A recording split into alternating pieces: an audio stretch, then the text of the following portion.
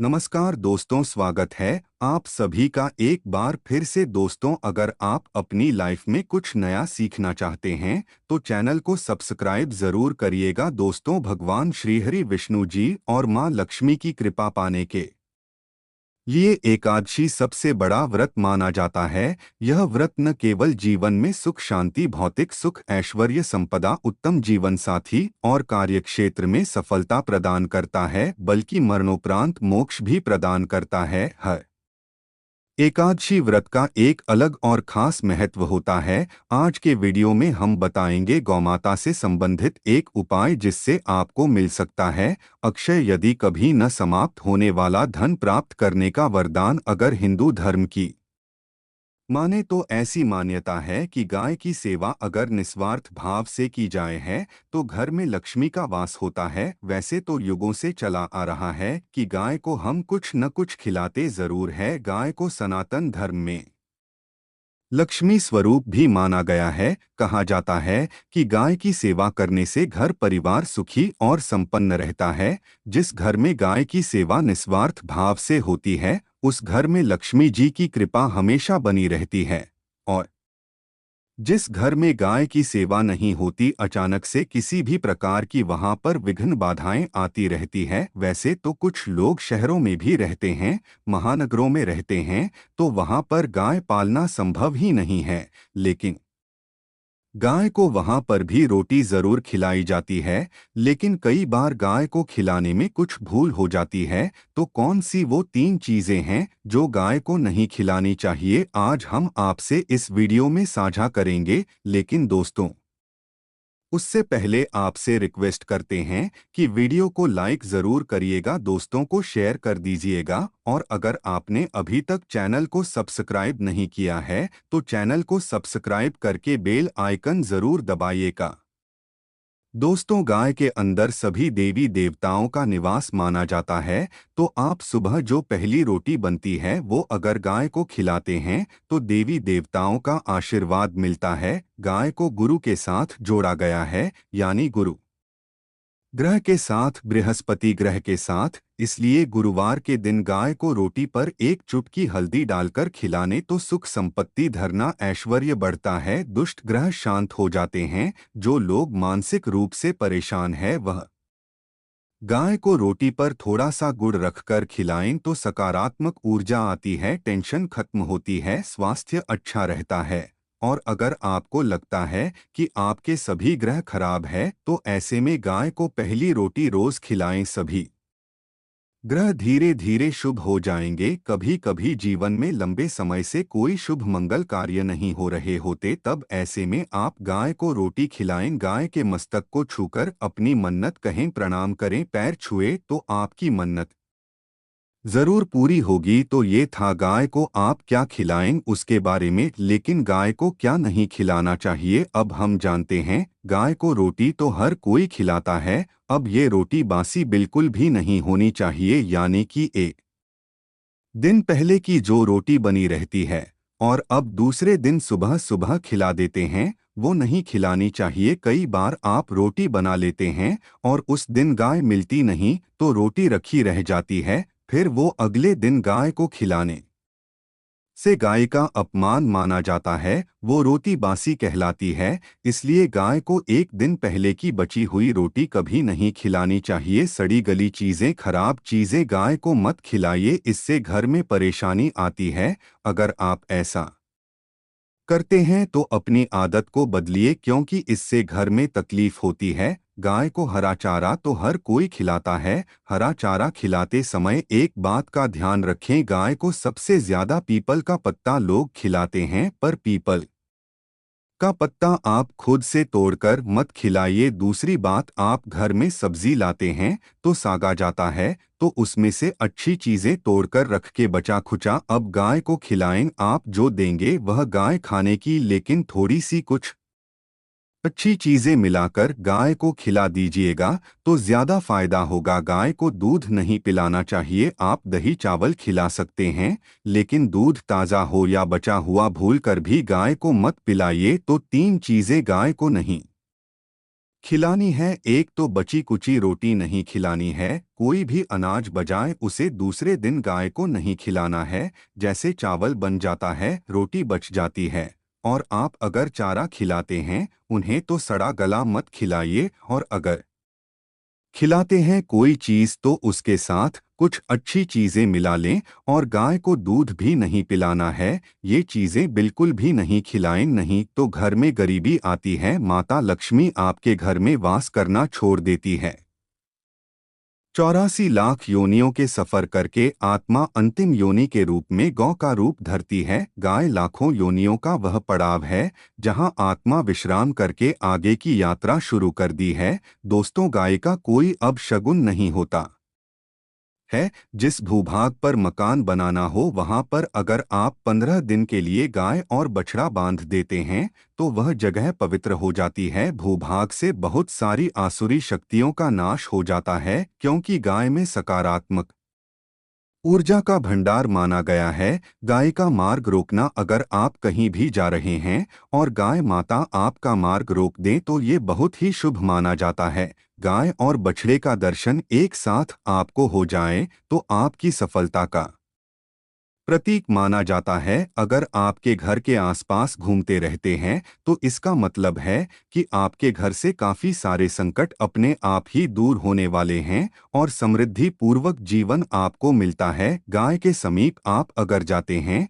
तो संक्रामक रोग, कफ, खांसी, सर्दी, जुकाम आदि का राज्यों ने अपने आप ही बिना दवाइयों के भी नाश हो जाता है। अगर आपको गाय अचानक से पहुंच मार देती है तो ये बहुत ही शुभ संकेत माना गया है। और काली चितकबरी गाय का ऐसा करना तो और भी ज्यादा शुभ माना गया है।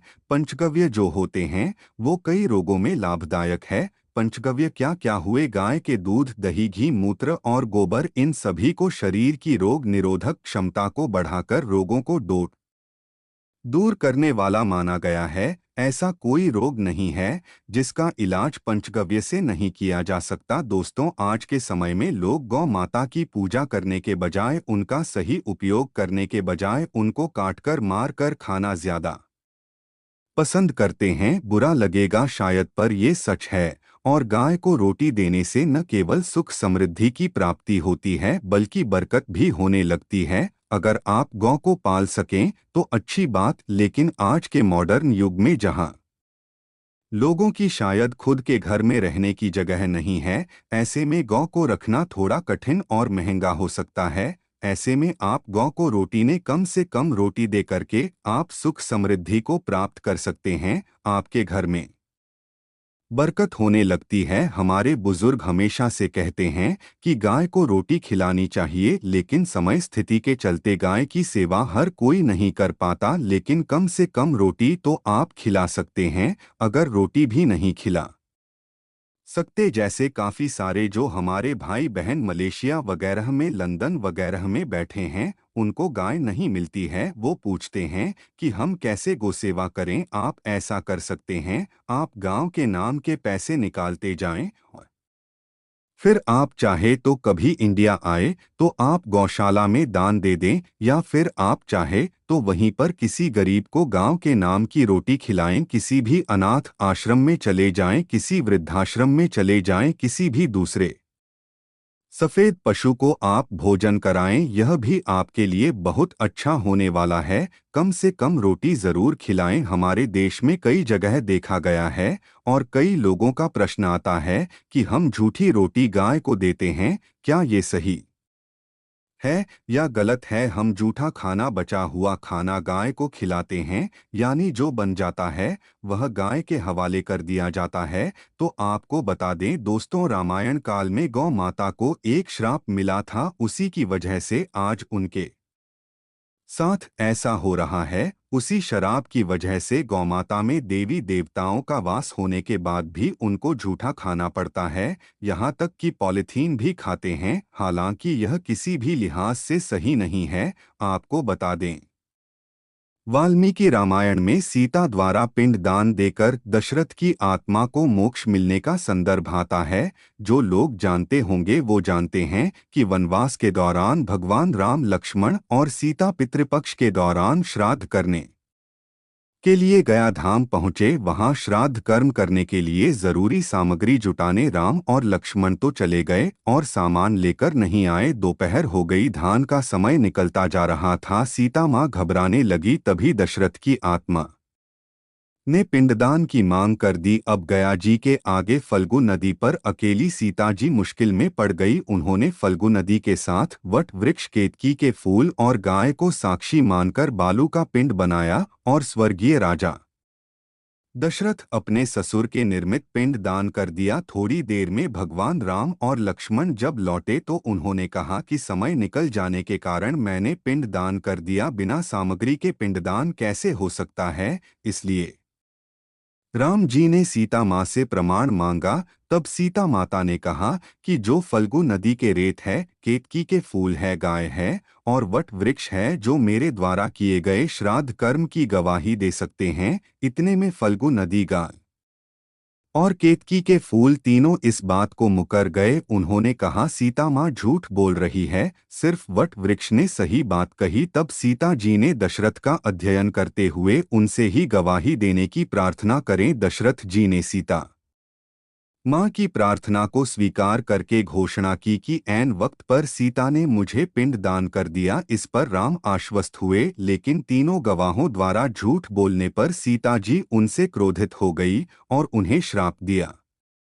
फल्गु नदी से कहा कि जा, तेरा नाम सिर्फ नदी रहेगा, लेकिन तुझमें पानी कभी नहीं रहेगा। इस कारण आप भी जानते होंगे, जो लोग जानते हैं, फल्गु नदी आज भी गया में सूखी ही रहती है। गाय को श्राप दिया कि तो पूज्य होकर भी लोगों का झूठा खाएगी और केतकी के फूल को श्राप दिया कि तुझे पूजा में कभी नहीं चढ़ाया जाएगा। वट वृक्ष को सीता माँ ने आशीर्वाद दिया कि उसे लंबी आयु की प्राप्ति होगी और दूसरों को छाया प्रदान करेगा तथा पतिव्रता स्त्री तेरा स्मरण करके अपने पति की दीर्घायु की कामना करेंगी। यही कारण है कि गाय को आज भी झूठा खाना पड़ता है। केतकी के फूल को पूजा से निषिद्ध बताया गया है। फल्गु नदी के तट पर जल नहीं है। सीता कुंड में पानी के अभाव में सिर्फ बालू रेत में पिंडदान किया जाता है। दोस्तों, शास्त्रों के मुताबिक गौमाता में सारे देवी देवता निवास करते हैं। 33 कोटि देवी देवता और पीटर का निवास होता है।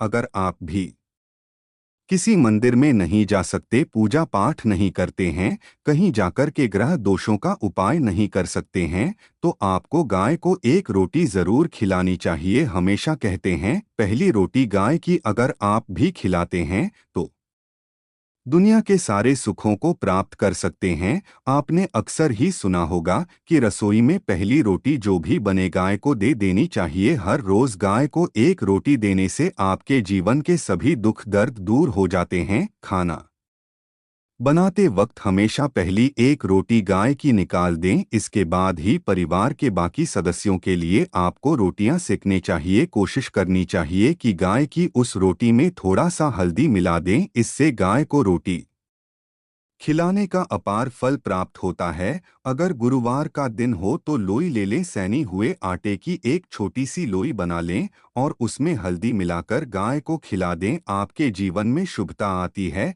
वैभव आता है, धन संपत्ति का वास होता है। आप जो भी हासिल करना चाहते हैं जिंदगी में, तो आप देखेंगे कि तुरंत आपको मिनटों में वह हासिल हो जाता है। इसी तरह से आपको नमक का एक उपाय बताते हैं। नमक क्या है? नमक के बिना तो हर स्वाद अधूरा है और साथ ही साथ अगर नमक न हो जीवन में तो स्वादहीन हो जाता है। जितना हम खाने में नमक को इम्पोर्टेंट मानते हैं, उतना ही ज्योतिष में नमक को इम्पोर्टेंट ही माना जाता है और इसे गज की वस्तु माना गया है। किसी का नमक खाने का अर्थ क्या होता है? उसका कर्जदार होना। आपने सुना ही होगा, नमक का कर्ज अदा करना है। इसलिए अगर आप जीवन को सुगम बनाना चाहते हैं, सरल बनाना चाहते हैं, तो नमक का एक आसान सा प्रयोग आपको आज हम बताएंगे। आप देखिए कि कितने आपको पॉजिटिव परिणाम मिलते हैं और इतना आसान है कि इसके लिए आपको अतिरिक्त मशक्कत करने की कोई ज़रूरत नहीं है। सिर्फ आपको अपने घर में बनी सबसे पहली रोटी लेनी है और उस पर थोड़ा सा नमक रख दें। अब आप पूछेंगे कौन सा नमक रखें, तो सबसे बेस्ट है आप सादा नमक, ढेरी वाला नमक, सस्ता नमक जो भी है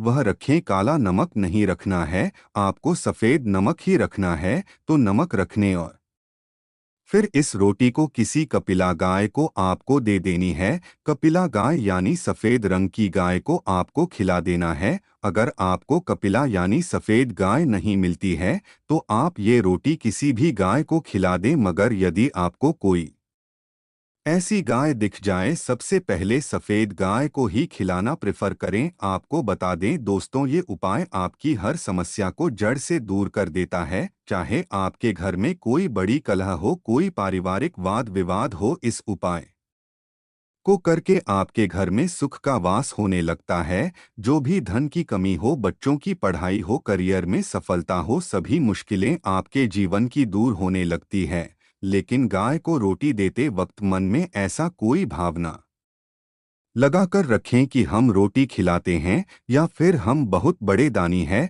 अन्यथा इस स्थिति में पुण्य फल की प्राप्ति होना संचय वाली स्थिति देता है। गाय को रोटी खिलाने से नियम से बरकत के अलावा आप देखेंगे धन संपत्ति में दिनों दिन बढ़ोतरी होने लगती है और आपके घर के ग्रह दोषों से आपको मुक्ति मिलती है। अगर आपके भी घर में धन की कमी है तो आपको ये उपाय जरूर करना चाहिए। किसी भी दिन करें। अगर सावन का पवित्र महीना है तो हर दिन शुभ है, आप जिस दिन चाहे उस दिन से कर सकते हैं और आप देखेंगे इस उपाय को करने से आपके घर से धन की कमी बिल्कुल झट से दूर हो जाती है। तो यह उपाय आप ज़रूर कर लीजिए। आज के लिए बस इतना ही दोस्तों। अगर आपको यह वीडियो पसंद आया है तो वीडियो को लाइक करिएगा, दोस्तों को शेयर ज़रूर करिएगा और चैनल को सब्सक्राइब करके बेल आइकन ज़रूर बताइएगा ताकि आने वाला नॉलेज एबल वीडियो आपको सबसे पहले मिले। दोस्तों मिलते हैं अगले